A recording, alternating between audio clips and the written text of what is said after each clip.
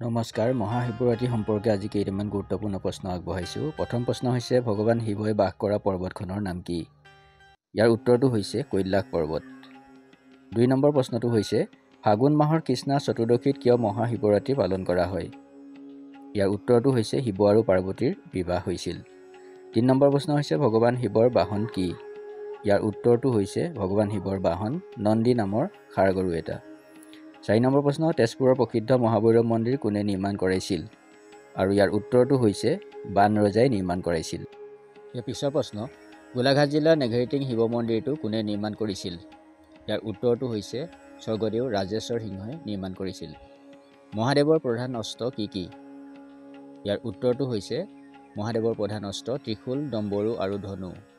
৭ number প্ৰশ্ন অসমৰ আটাইতকৈ ওখ শিৱ মন্দিৰটো ক'ত আছে? ইয়াৰ উত্তৰটো হৈছে শিৱসাগৰৰ শিৱদৌল হৈছে অসমৰ আটাইতকৈ ওখ শিৱ মন্দিৰ। ভগৱান শিৱৰ ডিঙিত থকা সাপটোৰ নাম কি? ইয়াৰ উত্তৰ হৈছে ভগৱান শিৱৰ ডিঙিত থকা সাপটোৰ নাম বাসুকী।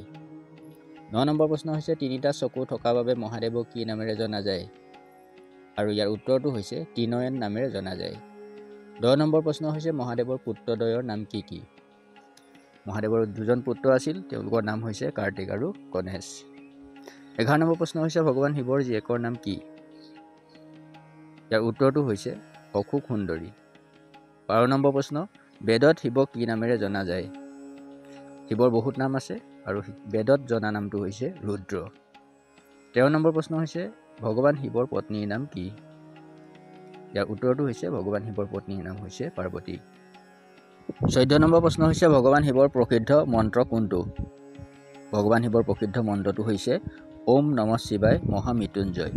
১৫ নম্বৰ প্ৰশ্ন তথা অন্তিম প্ৰশ্ন হৈছে মহামৃত্যুঞ্জয় মন্ত্ৰৰ বৰ্ণনা কোনখন বেদত পোৱা যায়? ইয়াৰ উত্তৰটো হৈছে ঋগ বেদত পোৱা যায়।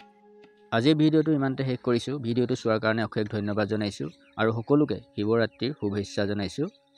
ওম নমঃ শিৱায়।